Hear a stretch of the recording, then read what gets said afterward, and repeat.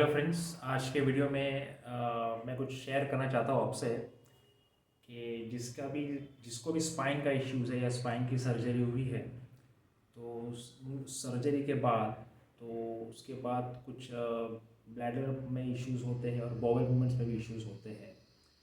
तो उसके लिए मुझे मेरा अभी करंट मेरे सर्जरी 1998 में हुई थी for epidermoid cyst in dorsal lumbar region.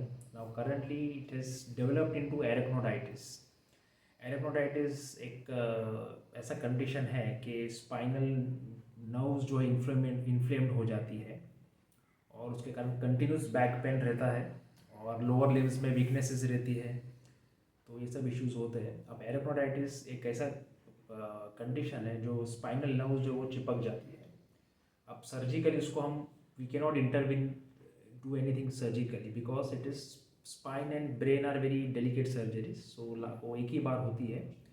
अगर हम वापस उसको सर्जरी करते हैं तो I can become a paraplegic. मेरी पूरी लाइफ व्हील चेयर पर बीत सकती है। At present I walking, everything is normal. I can go become a paraplegic और अ क्वाड्रिप्लेजिक। तो ये इश्यूज होते हैं।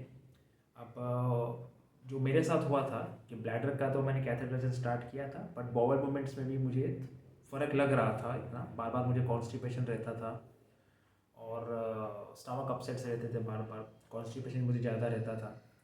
और मैं ज़्यादा कुछ खा नहीं पाता था क्योंकि सब अंदर सब जाम, अंदर जब जैम पूरा जम जाता था सब अंदर। तो धीरे धीरे धीरे सीवियर होते गया।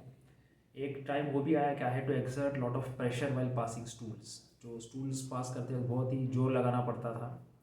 तो ये सब कंडीशंस यहाँ तक पहुँच गई थी।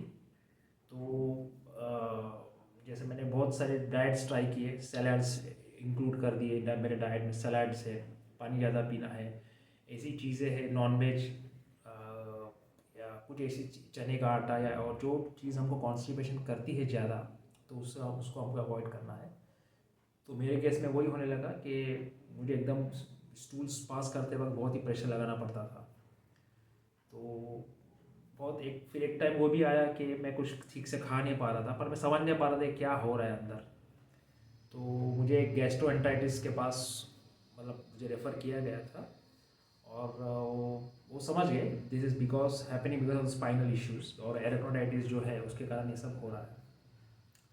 तो देर आर अच्छा, इस इन दौरान होता क्या है कि मैंने यू आर स्पाइन के इश्यूज है तो आपको you will experience this any time. तो we exert more pressure well passing stools, तो जो हम ताकत लगाते स्टूल्स पास करने के समय, तो बहुत सी चेंजेस हमारे बॉडी में आती है। मतलब आपको हेडेक स्टार्ट हो जाता है, आपको ब्लैकआउट्स आते हैं, आँख में अंधेरा आने जैसा हो जाता है, आपकी आंखें एकदम ये हो जाती है। तो और दूसरा लोअर लिम्स जो है हमारे, उसमें आपको वीकनेसेस महसूस होती है। आप ज़्यादा प्रेशर लगाओगे स्टूल्स पास करते वक्त तो हाथ उंगलियों में नमनेस आ जाती है, वो सब होता है। पैरों में नमनेस आ जाती है, कंटिन्यूस आपको बैक पेन रहता है। तो ये सब इश्यूज होते हैं। तो अच्छा, इन दौरान हमारी नॉर्मल लाइफ तो हम नॉर्मली हमारी लाइफ हम we are leading a normal lifes. तो कई वजन उठा लिया हमने, एसी कंडीशन में भी डोंट नो, कई हमने थोड़ा वजन उठा लिया, टू व्हीलर चला लिया, साइकिलिंग कर ली हमने। तो और सीवियर जो इन्फ्लेमेशन है स्पाइन का, जो जहाँ पे सर्जिकल साइट है, तो वो इन्फ्लेमेशन और बढ़ जाता है। कई बार स्वेलिंग भी होती है यहाँ पे। तो दीज आर वेरी थोड़े इश्यूज होते हैं थोड़े। मतलब मुझे थोड़ा डर लगता है कि मुझे पैरालिसिस ना हो जाए या आई मे बिकम अ पैराप्लेजिक और अ क्वाड्रिप्लेजिक। तो ये सब टेंशन हमेशा माइंड में रहते हैं मेरे। But I lead a simple, I mean pressure नहीं लगा था उस टूल्स पास करते वक्त। जो लाइट शूज़ पहनता हूँ मैं। और ये सब डाइटरी चेंजेस जो है, नॉनवेज है जस्ट अवॉइड ही करता हूँ नॉनवेज खाना, या ऐसा चने का आटा है या पिज़्ज़ा है, या ये सब चीज़ें अंदर जाके जाम हो जाती है, वो जल्दी तकलीफ, वो सिस्टम हमारे सिस्टम के लिए बहुत डिफिकल्ट है टू डाइजेस्ट करना और उसको धकेलना आगे। कॉलोन से आगे जो इंटेस्टाइन का जो प्रोसेस है वो थोड़ा ये हो जाता है, स्लगिश हो जाता है, थोड़ा धीरे धीरे होता है या थम जाता है। तो ये सब चीज़ें मैं अवॉइड ही करता हूँ, बाद में बहुत तकलीफ होती है। तो साइकिल है हमारा, simple diet with lot of salads, lot of green leafy vegetables, fruits, ये सब हमको लेना है, तो कॉन्स्टिपेशन हमको इतना होगा नहीं और हमारा बॉवल मूवमेंट जो है कंटिन्यूस रहेगा, अटकेगा नहीं। अटकता है तो ये सब इश्यूज़ हो गया, आपको उस पर स्ट्रेन करना पड़ता है स्टूल्स पास करते वक्त, तो ये सब होता है। आपको हेडेक होगा, अंधेरा आ जाता है आँख के सामने, आपको कान में विसल सुना है, टी करके आवाज़ आता है कान में, इतना प्रेशर आता है जब हम स्टूल्स प्रेशर लगा स्टूल्स पास करते वक्त, तो ये सब पूरा पेन होता है या अंधेरा आता है, ये सब चीज़ें होती है आपका बैलेंस। कई बार मेरे साथ ऐसा होता है, मेरा बैलेंस ठीक से नहीं रहता, आँख में अंधेरा आता है चलते वक्त, तो ये सब स्टूल्स जब हम पास करते प्रेशर लगाने से ये सब होता है। अब मार्केट में कई तरह की मेडिसिन है जो मुझे प्रिस्क्राइब की। First is Duphalac. जो आता है वो एक नेदरलैंड्स का है, ये जो है वहाँ की कुछ आई थिंक फार्मासी कंपनी, वो ऑस्मोसिस प्रेशर पे जिसका जो काम करने का तरीका है वो ऑस्मोसिस प्रेशर से ये काम, जैसे आपने डुफोलेक लिया तो वो बॉडी में से पानी सिस्टम में से पानी ड्रॉ करके कॉलोन में इंटेस्टाइन में डाल के स्टूल सॉफ्ट हो जाते हैं उससे। दूसरा है क्रेमाफिन, हम ले सकते हैं, क्रेमाफिन लोग लेते हैं, तो क्रेमाफिन से भी स्टूल सॉफ्टनर है, तो स्टूल सॉफ्ट हो जाते हैं, तो आपको थोड़ा जो प्रेशर जो बैकलॉग है सिस्टम के अंदर, जो कॉन्स्टिपेशन या स्टूल्स का, वो पूरा क्लियर हो जाता है। तीसरा है एक सेना सॉफ्ट करके टैबलेट्स आती है, सेना, उसमें सेना लीव्स के एक्सट्रैक्ट्स होते हैं, तो वो भी कई बार प्रेस्क्राइब की जाती है। कई लोग इसबगोल लेते हैं, इसबगोल में भी उसमें, लेकिन आपको पानी उसमें थोड़ा ज़्यादा पीना है, तो वो भी एक फ़ायदे का, वो उसमें लॉट ऑफ फाइबर होता है, तो स्टूल्स में वो बल्क क्रिएट करता है, तो ये भी कुछ लोगों के लिए फ़ायदेकारक होता है।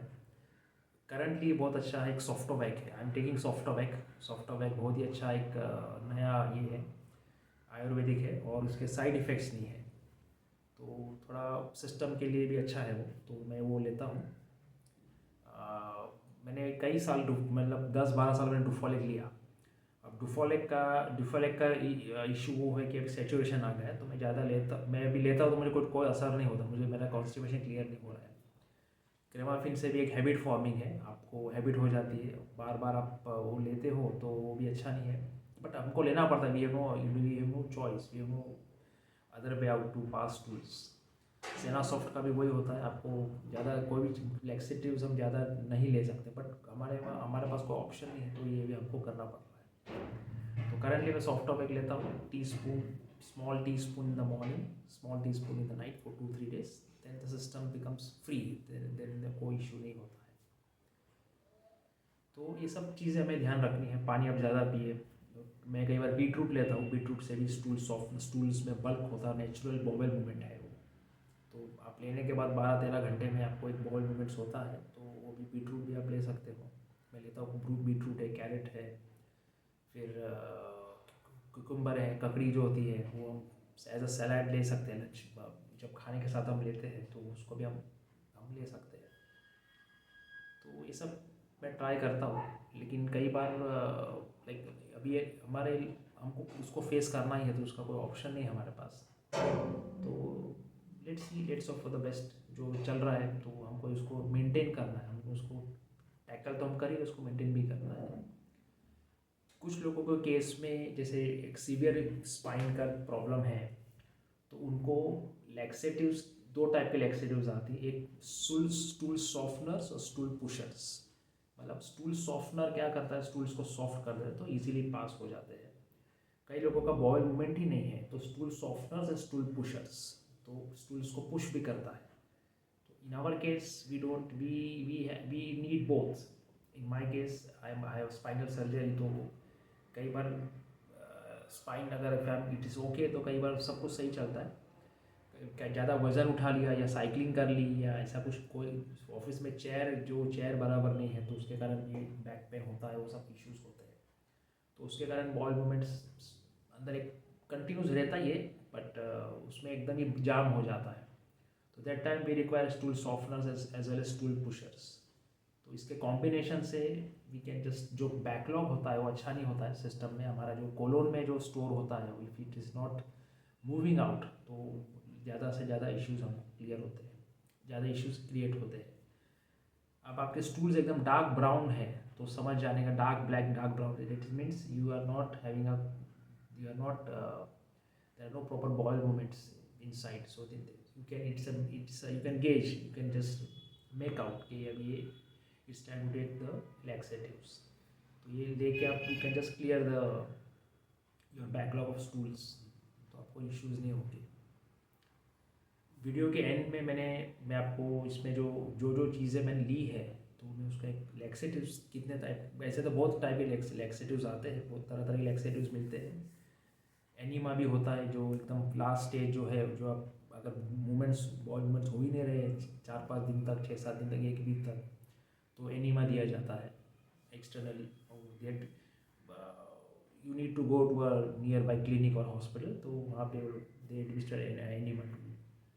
तो ये सब इश्यूज होते हैं हमारे साथ, तो यू टैकल इट। मैंने मेरा डाइट सिंपल रखा है, ज़्यादा नॉन वेज है या ऐसा कुछ मैं नहीं लेता हूँ, और कम क्वांटिटी में अब धीरे धीरे धीरे थोड़ा। Chewing is easy, chewing is most important. Chew करिए आप, खाने के साथ सैलड्स लीजिए, बीटरूट, कैरेट्स है, कुकुम्बर है, फिर पालक के पत्ते हैं, तो उसका एक बना के आप खाने के साथ, जब आप दाल सब्ज़ी खाते हो तो उसके साथ वो भी आप 1 स्पून लेते जाइए, तो सिस्टम में आपका वाटर भी रहेगा और ये भी रहेगा, मूवमेंट भी रहेगा। पानी आप थोड़ा ज़्यादा पीजिए तो कॉन्स्टिपेशन नहीं रहेगा, आपको थोड़ा फ्री रहेगा आपका सिस्टम। और थोड़ा अगर आपको स्पाइन का इश्यूज़ है तो फिजियोथेरेपी कीजिए आप। फिजियोथेरेपी से आपका जो जो है वो मूवमेंट्स, स्पाइन के बैक मसल स्ट्रॉन्ग होते हैं, आपके जो कोर है, आपका जो पेट है, वो कोर के मसल स्ट्रॉन्ग होते हैं, उससे भी कुछ कुछ हद तक आपको बॉडी मूवमेंट्स में फ़र्क पड़ेगा। तो वीडियो के एंड में मैंने जो लैक्सेटिव्स मैंने ट्राई किए हैं वो मैं आपको वीडियो के एंड में मैंने शेयर किए हैं। करंटली मैं सॉफ्टोपैक लेता हूँ, तो it's okay, Ayurvedic habit forming भी नहीं है और अंदर कोई उसका साइड इफेक्ट भी नहीं होता। तो this is what I have been doing all this years. Now it's a routine, it's a part of my life. So it's a simple diet. पानी ज़्यादा पीना है आपको, लीफी वेजिटेबल्स है, फ्रूट्स है, वो आपके डाइट में आप ऐड कीजिए। तो घी, ज़्यादा घी वाला भी मैं नहीं लेता हूँ, क्योंकि घी से भी जो मूवमेंट स्लगिश हो जाता है, मूवमेंट थोड़ा बॉयल मूवमेंट्स कम हो जाते हैं घी तेल वो सब से। तो सिंपल लो ऑयल, लो फैट्स, लो घी, सिंपल आप घर का खाना खाइए, सैलड्स वैलड्स के साथ में लीजिए आप। पानी ज़्यादा पिए, वॉक करिए, आप वॉकिंग पे जा सकते हैं तो मॉर्निंग में मॉर्निंग वॉक पे जाइए, थोड़ा एक्सरसाइज कीजिए, तो अंदर का जो सिस्टम है वो चलते रहेगा आपका। आई होप ये वीडियो आपको अच्छा लगा होगा। मैंने मेरा ईमेल आईडी भी दिया है, any issues you have you can just drop a mail to me. So it's मेरे जो I am just sharing my experience what I have been tackling and handling since last 26 years, 27 years. So ये मेरा experience मैं आपके साथ share करना चाहता हूँ। Anyways, happy weekend and good day, take care everybody.